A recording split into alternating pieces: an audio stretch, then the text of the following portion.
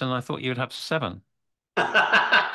Actually, I squeezed the 5 points into the title page just to earn me a little bit more space. But anyway, uh, my uh, my view of this question, either a new cybernetics of 2024 or cybernetics is already dead. We should okay say RIP. Uh, 5 points.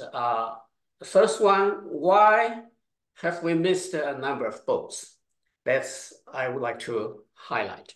Uh, we means ASC members, ISSS colleagues. We study cybernetics and system thinking for most of our lives. But we missed some boats. And secondly, why are we absent on the most important topics of our time? That's my second observation. The third one is, if 1 and 2 are true, what is our major number 1 key mistake that causes these two facts? And then what is our major number 1 key problem that lead us to make that key mistake? So the last point is, how shall we correct? Well, the whole thing here is cybernetic basic negative feedback. We have error, and how do we correct that? So my view to this topic is, if this 1, 2, 3, 4 no change. If we do not have make any change on the situation of 1, 2, 3, 4, then it's rest in peace. But if we make some change, find a solution to correct the previous mistake, solve the problem, we will have cybernetics of 2024 and beyond. So that's what I'm going to tell you. And now let me tell you, we have missed a number of boats. Number 1 is the boat of AI progress in recent years. That big splash generated by OpenAI. And none of people involved there are our members, I mean ASC members or ISSS members, they even don't know our existence. I think the leadership of the OpenAI, some of them coming from immigrants from Russia and from East Europe, and some of them are dropouts from the schools. They even haven't finished their school. So they made a huge progress. And our colleagues are enjoying our conferences and our self-entertaining presentations. So I think it's a fact we missed those boats. And the boat of quantum computing in recent years, that's why I asked you, Peter, in that book you mentioned, is there any contribution of the current progress in quantum computation field, building up the new fancy machines, etc. I think we need to, as cyberneticians, we do have some responsibility, or our knowledge should have contributed on there, but not to my awareness, we didn't. The boat of organizational development fields, that is almost all the HR human resource departments in big companies. And they have been using a lot of ODN stuff to improve their performance as a company, as a business entity. I don't see a lot of cybernetician contributions there, except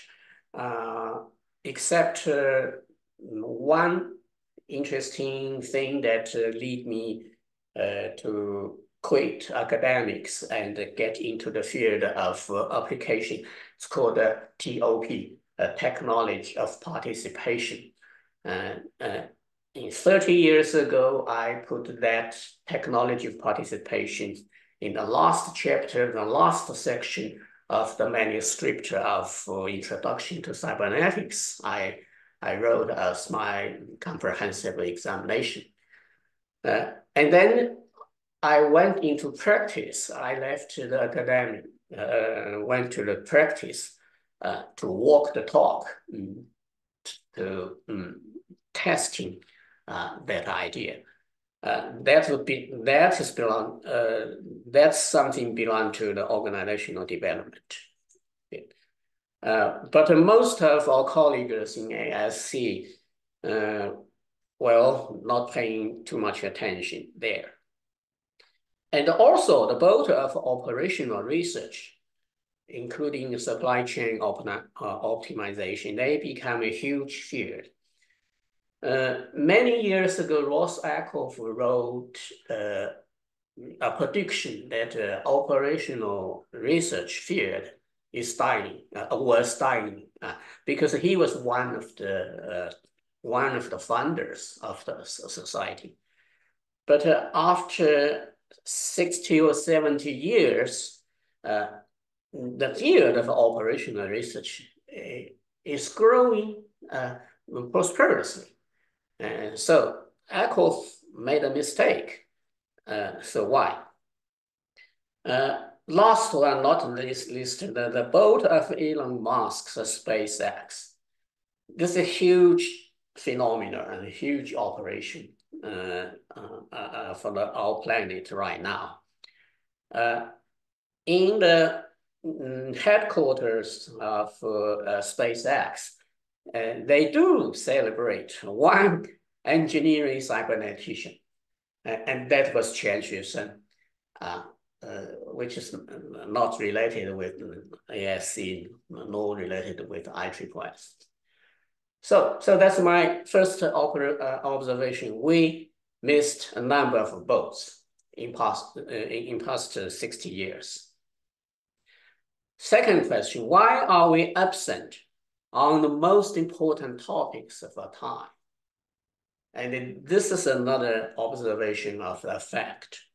Do we have any cybernetician who can analyze the drama of the European Union's 10-year debt crisis from 2008 to 2018, starting from Greece and spreading to many EU member countries to make a huge splash?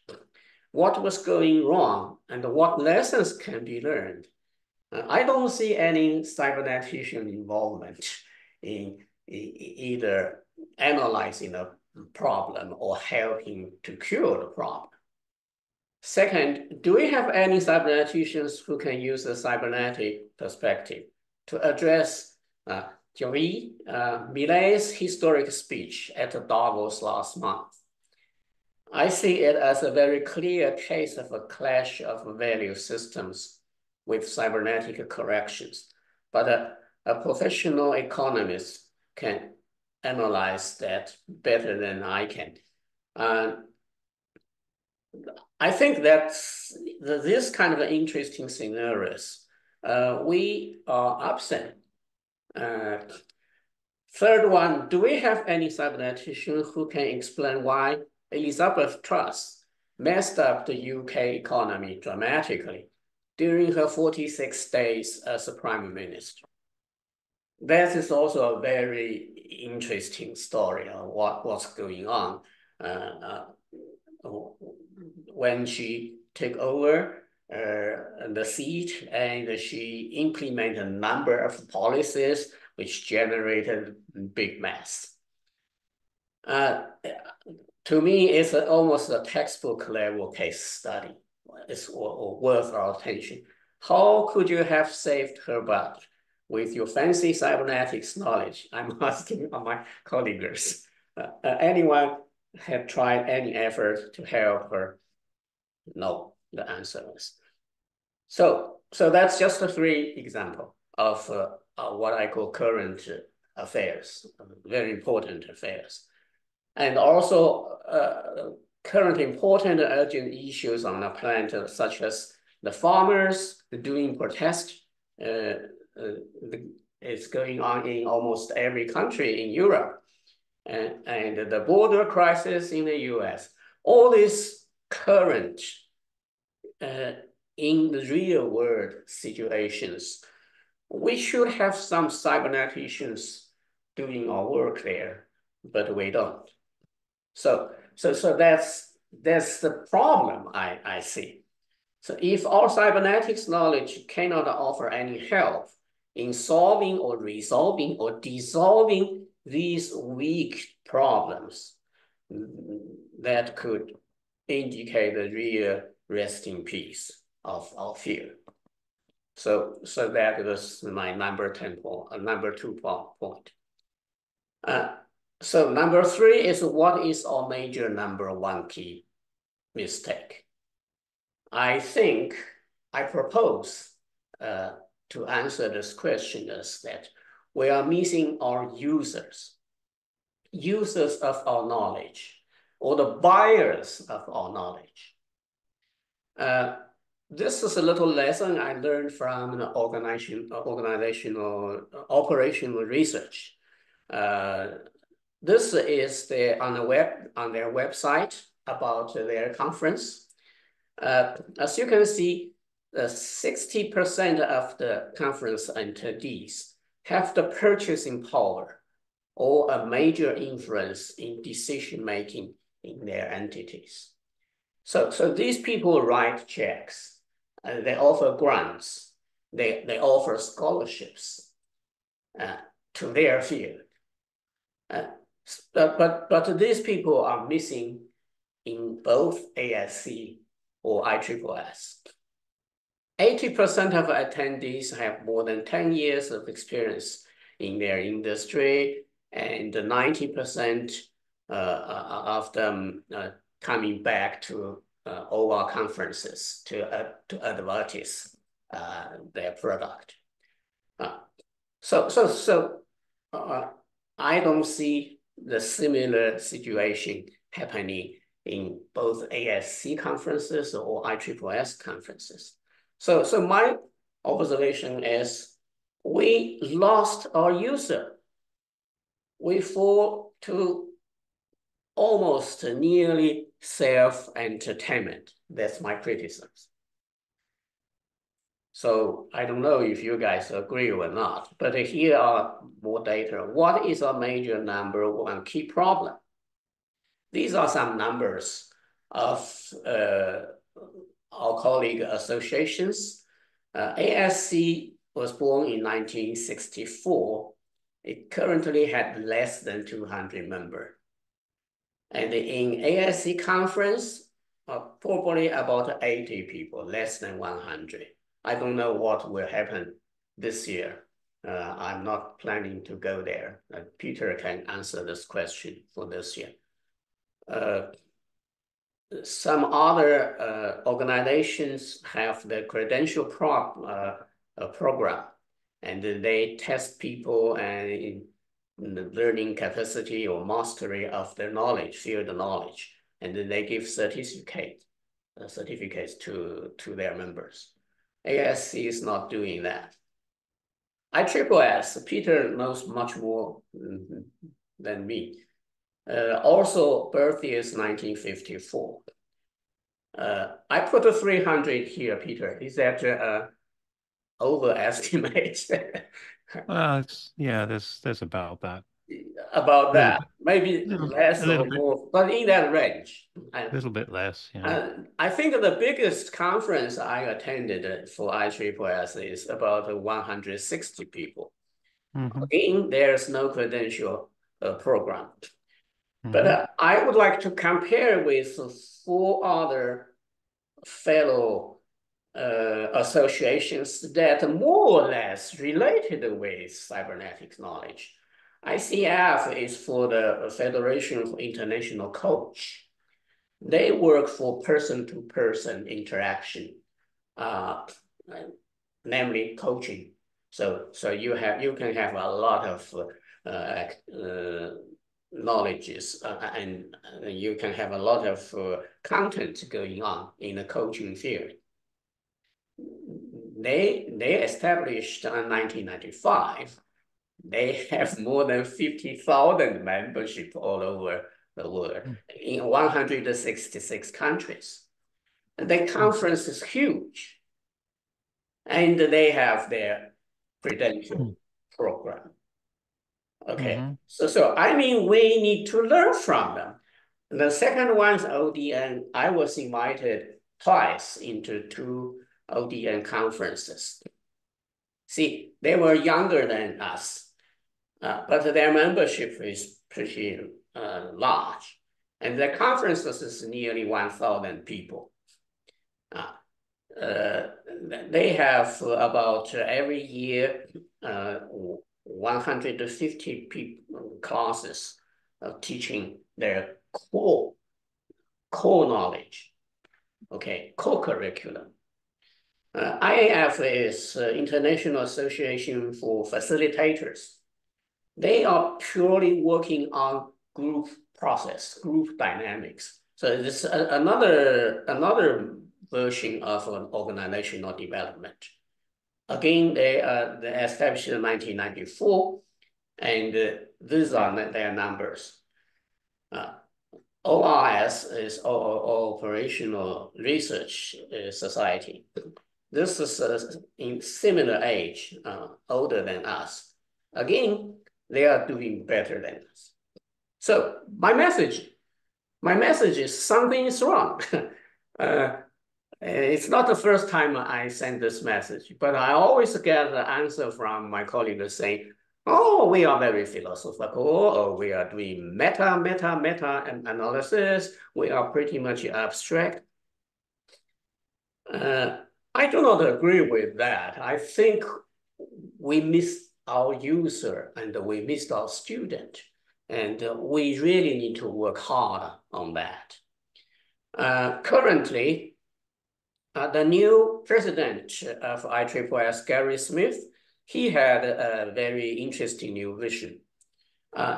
He is marrying system thinking and system engineering with project management field, which is a huge field with very mature intellectual product, so to speak.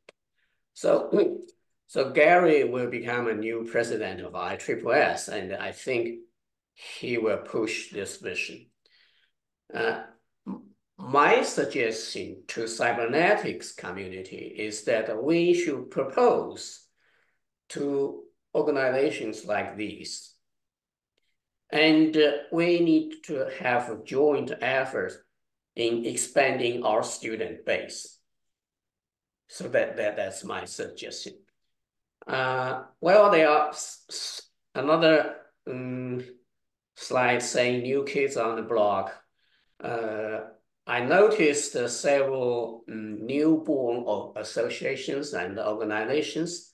They all use keywords of systems, complexity, information, design complexity, systems.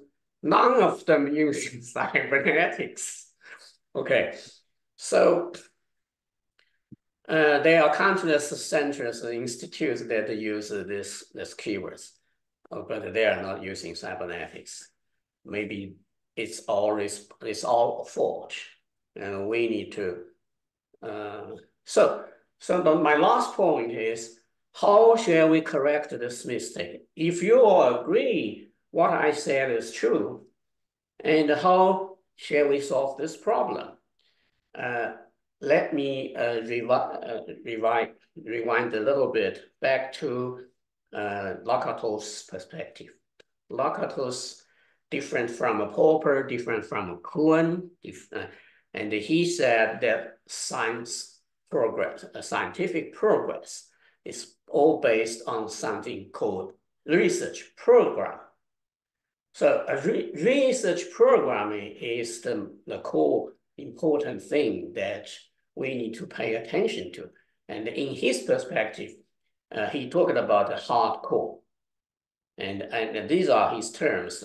Beyond the hardcore of your knowledge base, you have your protective badge, you have your negative heuristic, you have a positive heuristic. You need to reduce less of this, and you need to do more of this, and you need to pay attention to the progressiveness of your work. Increase your prediction, increase the explanatory power.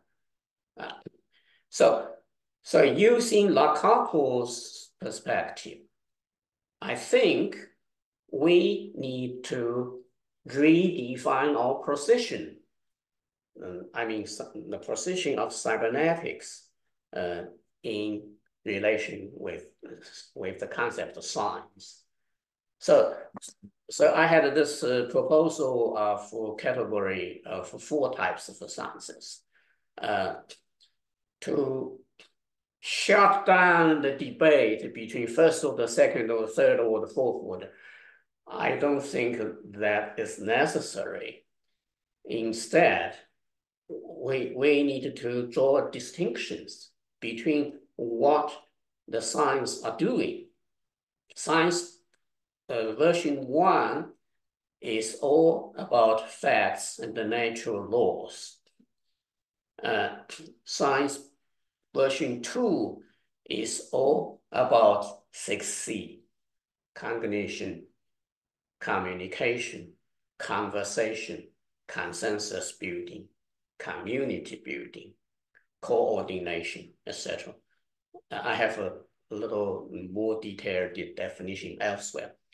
But the point is, if in the area of science too, our focus is not to find the object truth about facts and object truth about the natural laws.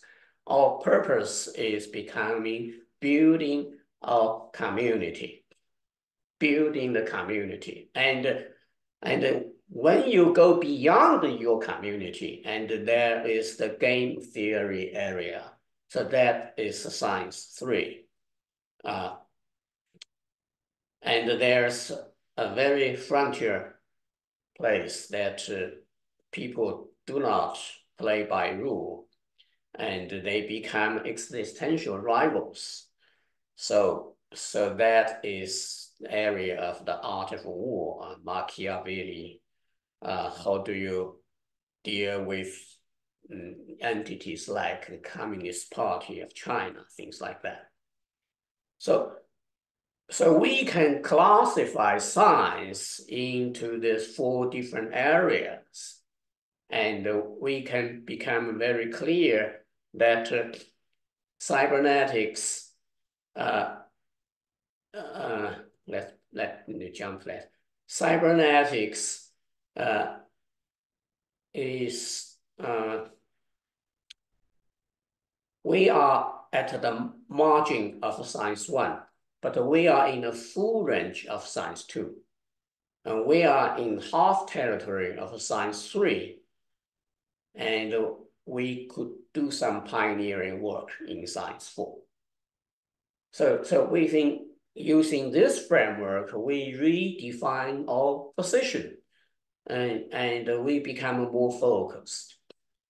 So this is my last slide, is how shall we correct this mistake? And it's just as simple as 1, 2, 3. 1 is we need to redefine our position, that I made this suggestion, and our hardcore, so to speak. We need to have this literacy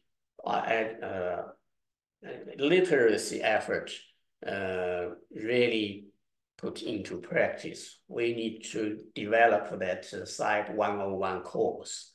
We need to make this hardcore and spread it over. So So physically, we can enter into mathematics department, philosophy department, management science department, computer science. Uh, this consistent with the bird's idea. It's the cybernetics and system thinking is actually part of new mathematics on the logic. We can penetrate on these existing departments. And we adopt this full science framework. We can uh, we can become more clear on our pathways. That's number one. Number two is this curriculum development project. We really need to start doing our work. We have, in Club of Remy, we had a small group trying to build up a cybernetics GPT. We currently, well, Peter is promised to help us on the website issue. But anyway, I think internet learning center should be possible with our effort. Well, consider this as a formal proposal, Peter, between Club of Remy and your College of Exploration. If we could work together, we probably can bring this curriculum hardcore out faster Oh, and sure. spread it over. And then the next step, once we have this, we should build a network of scalable school of cybernetics over the internet. So that's my proposal today. And this slide is an example that it can be done. This is the example when I work with an organization called the Apollo Group. There are 4 universities combined together: University of Phoenix, Institute of Professional Development, Western International University, and the College of Financial Planning.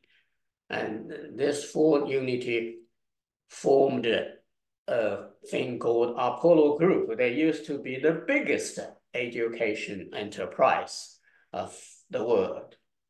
The biggest, I mean, they covered half of the market cap of the all education, uh,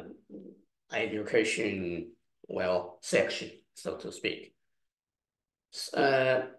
During the time when I was working with them, we had 131 locations all over US. Each location is a campus. And I know the secret of how to build that, Peter. If we work together, we should be able to build up something like this in 10 to 15 years. Well, Sure. like Kentucky chicken, the Kentucky chicken was started when the guy was 66, just like my age and your age. And we worked till our 80s, then this can be done. Yeah. So that's it. That's my suggestion. Uh, I guess you guys have a lot of questions. Or no question? We should start right No, now. no, no, Yes, you've got a hand up there. Oh, uh, please, Bird, I didn't see.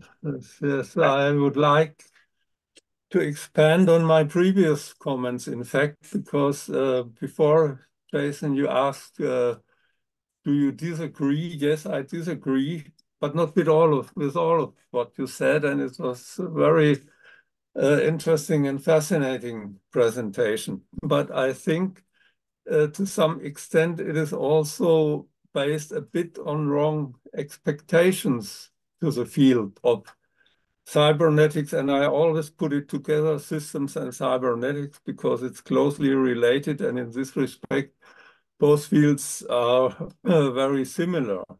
And it's nice how you explained we missed the boat. So first of all, I have to state I'm not part of that we. I'm over here in Europe. I have been, well, nearly since my student days, very active in the International Sociological Association in what we call socio-cybernetics, which we officially define as the application of systems and cybernetics to the social sciences. So this means we have not so much emphasis on what before I called, well, let's call it pure cybernetics and systems theory in analogy to pure mathematics, but we're in application. And I said it before, one key problem is certainly to establish systems and cybernetics in institutions, in academic institutions. And in the international sociological associations, we could establish ourselves as socio-cybernetics. But, and this is what I think is a bit the wrong expectation in what Jason presented. In our case, we are part of the sociological community. In our group, we're all sociologists, psychologists, political scientists, some economists, people from the social sciences at any rate. And if you missed the boat, for example, of quantum physics, I have to say, we as in social cybernetics, we necessarily You are on the have boat. to miss that I'm boat talking about the ASC. because we don't have any real informatician who is in quantum computing. And that is my second point. Certainly, it is important to form a network of education of systems and cybernetic. I perfectly agree with all those ideas, and they are difficult to implement in a global academic organization and establishment, which is strongly organized along the lines of small, detailed, special topic departments. And the problem now also for us in socio-cybernetics is, of course, cybernetics covers social sciences, but in order to answer questions like you put in your slide, and you said, we don't have answers, of course, the pure cybernetician, the pure mathematician does not have answers. And also the pure socio-cybernetician does not have answers to all the sociological questions, but each one of us has his personal areas of research where we try to apply systems thinking and cybernetics.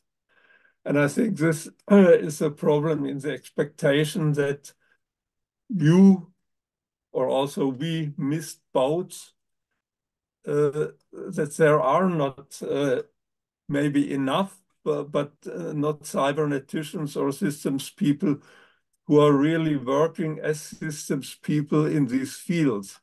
And to work in such a field, we cannot do socio-cybernetics if we are not sociologists, if we are not others focus more on psychological issues, if we're not psychologists. And that's, I think, the big problem to some extent also for applied mathematicians. It is not enough to master this discipline. It's also necessary if you want to apply to master some, let's call it applied discipline like sociology or like economy, or at least have enough access and understanding to such a discipline in order to find colleagues with whom you can work interdisciplinarily. And I mean, that was always a key issue of systems and cybernetics, interdisciplinary projects, interdisciplinary work, but also that is very, as all of you know for sure, very difficult in the environment of the current academic structures. Bert, if I remember, you are in Vienna, right? Yes. So I do know that the colleagues in Vienna and colleagues in Vienna and the colleagues in UK, especially in University of Hull, uh, they do not they do not miss the boat. They are doing a lot of work. So my criticism is especially targeted to my association, in which I'm a lifetime member. I'm a little bit concerned about their field. I mean, ASC, American Society of Cybernetics. Have a good number of friends there, but I really concerned about the fact they're missing the boat. Joe. Well, but the basic problems you mentioned exist also outside of the US. They also exist in our socio-cybernetics group. Mm-hmm. And well, I don't want to mention Luhmann and Parsons. They're all sociologists, and they're all, in the end, not with big schools. Mm. Yeah, Okay. I want to speak on that a little bit, right? So when we talk about interdisciplinary stuff, and you talked about the difficulty of actually like getting to interdisciplinary stuff, like I'm with you. It is extremely hard, right? So at no point in my academic career have I actually been able to work with another cybernetician that is like local to me. Like I've been able to reach out to individuals. This has been like a big place for me to go. Talking to Jason on a few occasions via email and reaching out to some of the other people. And it's even come up in things where like some of my work, like, oh, well, how am I supposed to help you? I don't even know where you're starting, right? And so it's just like, if we're trying to do this interdisciplinary work, it's very difficult because we're using a different language, a different epistemology, a different way of being in relation to the other. But one of the things that I think is important for cybernetics as it stands, right? So we've kind of got like the social cyberneticians, we've got all the followers of Lumen, the followers of so on and so forth. But for cybernetics to really do something important and rather not just be associated with everything, because it is transdisciplinary in and of itself, it needs to build its own discipline. And I think that is what Jason is trying to promote here. And I think that's important, is that it's good to have cybernetics as the underpinning for something, but if you want cybernetics to grow, it really has to be its own thing, and then it can branch out, and then it can be something that's connected through these interdisciplinary works, because it seems very difficult to do interdisciplinary work, as you've pointed out. So it's like, all right, how do we get recognition? Oh, it would be really cool, like economics, if Darren Asimoglu was like, oh, well, hey, I worked with this cybernetician and I really love his work. That would put cybernetics on the map, social cybernetics, right? Often whenever I am working with someone, my reference towards Loet Ladesdorff is like 99.9% of all of they know of anything related to it. And it's just in an applied manner. So all of that underpinning work that he did, where he's going through Husserl, going through Lumen, all of that gets lost in the sauce because they're just worried about the application. But if we could implement something like cybernetics as itself, then when people are going through Loet Ladesdorff and others, they're really focusing on what cybernetics is, instead of just going, well, I'm going to just snatch some of this so I can use it for application. I think that's where Jason's going, and I think that's really important. That, and I think something that Jason like barely touched on, but we need voices out there of people on YouTube actually going, hey guys, this is cybernetics. because there's a few places that you'll end up where, oh, you'll get something about cybernetics where someone's doing a podcast on Deleuze and they'll like connect it to cybernetics. Oh, bye, Peter. But yeah, like that to me, I think is important, is getting it out there, getting behind someone from the ASC and really pushing them in the public, and then also kind of making sure that we make cybernetics itself a thing. That way, when it branches out, people are more connected and that interpenetration is a lot easier. Yes, please don't misunderstand my remarks. I don't want to argue against systems and cybernetics itself. It was just to show and explain the difficulties and where we may have also wrong expectations. Larry? Larry, we haven't heard from you yet. Yeah, right, man. There's so much here. First of all, cybernetics is a word, and it's a label. It's come to be used as an umbrella for a certain set of concepts that has a legacy. The word, maintaining the word is, for me, less important than sustaining the concepts and keeping them going. For me, cybernetics offers a way of thinking about ways of thinking, of which it is one. What this does is to make the way of thinking that, in general, I would argue, operates under the surface without our awareness. It makes it a choice. We can choose a way of thinking and be more deliberate about how we approach the world. Now, I'm not sure this has much relevance to the type of problem, Jason, that you put up, because and I'm not even sure you need cybernetics to address those problems.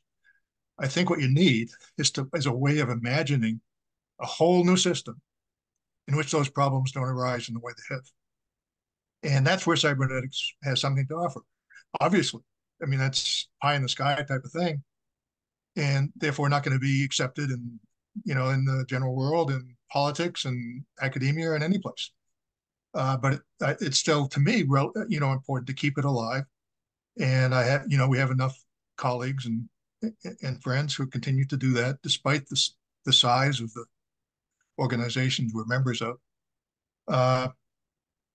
And so that's my position on the whole thing. Okay.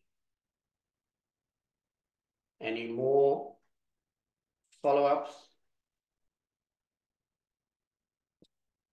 So,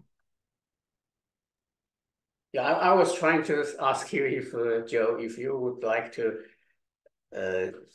get another detailed linkage between theology, cybernetics versus theology, and maybe doing some introduction of the perspectives from the theologist part. And how would you draw this pathway between the two completely detached areas before, and maybe with Nicholas Luhmann's work in between, and maybe adding your work in between? What kind of a linkage or synergy that it might lead us to? Yeah, I can speak on that, but I know Lisa had something to say before I did. Please. No, not necessarily. I just really appreciate Larry's visioning, because it solves a lot of problems. And it reminds me of,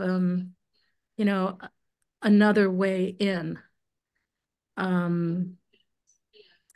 I forgot what else was on my mind. Oh, just the thing about membership, Jason, in those groups. I find that the the word coach very distasteful. And for years, people told me, you should, you should sell yourself as a coach. You should The this and big that. business there, out there. Sorry, Jason? I mean, it's a big business out there. Exactly. No, that is it exactly. And the etymology of coaching was about training horses for jumps and things like that. So somewhere between that knowledge and what Larry is speaking to of a different vision that doesn't recreate the past, I think that's really attractive. So I'm just Larry, you have a way of coming in after Jason invites you and just sort of like making things, I just really appreciate how your brain and heart work together. For sure, for sure. So And to thank touch you, on, Joe. Thank you, Joe, for that kind invitation. Thank you. oh, well, no, thank you, thank you. Yeah, to your point, Jason, like the whole connection, I don't know if we really want to unpack all of that right now. But I would say just like for me, all of this came through like I don't even know. Like it just came through by providence. Like there was no reasoning for me to be in cybernetics. There was no reason for me to actually unpack and read Talcott Parsons or anything like that. I was just going through sociology of the 20th century, and I was looking at like Davis, Moore, their work and stuff like that. And it was like, well, where is this like structural functional school of sociology? Where did that go? Like, why is this gone? Like, I thoroughly enjoyed reading Talcott Parsons. So why is it? And then, you kind of get into like the critical theorists, like the conflict theorist work against structural functionalism. And then you start reading into like negative sublimation or negative dialectics into negative sublimations. And so you start unpacking all of this, right? And then I just came across this. And then during this time, I also became a Christian. So I was like a nominal Christian prior to this, but then I actually joined the Orthodox Church. There's a whole long story of unpacking that. But ultimately, I seen truth value in the Orthodox theology. And then I seen a way of trying to express it. And the way it was being expressed by some people was like, deep philosophical language from Heidegger, or philosophical language from Slavoj Žižek, and so on and so forth, or Jean-Paul Sartre and his debates with Gabriel Marcel. And like, so I just seen all of this unpack, and I'd already had this background in cybernetics because I went from being an applied econometrician into studying cybernetics and then working in public policy and banking simultaneously, kind of thing. And that just like opened my eyes. And then reading all of the work done by, prior theologians such as Saint Gennadios Scholarius, Saint Gregory of Palamas, it wasn't difficult for me to just make those connections. Like whenever you say operational closure with communicative openness, like that's perfectly reasonable to exactly what you would expect from a transcendent yet immanent being, right? Like that just made sense. So all of this was just me trying to filter and baptize something so that I could express it in a way that people could understand, and that people didn't look at people who studied theology and stuff like that like they were just some grunk with no brain who had like an empty faith in something.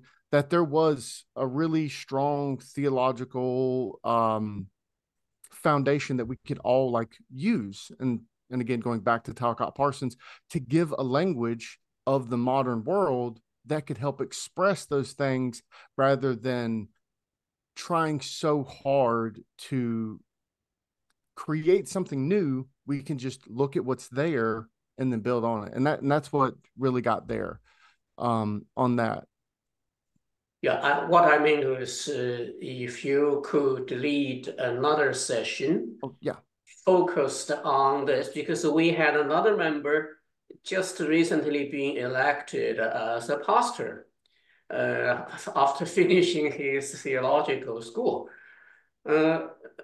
It's very interesting to make a reconnection after what Nietzsche said, God is dead.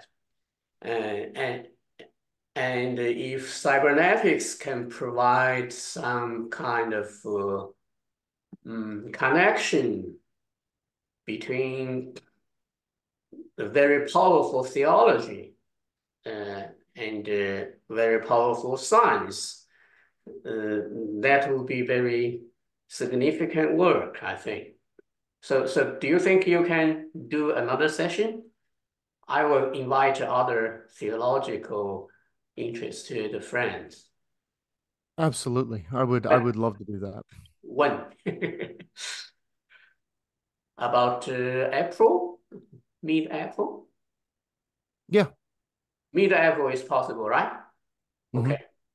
So I will put that in the schedule and I will send out an invitation and see we can continue this in next session. So far, so good today.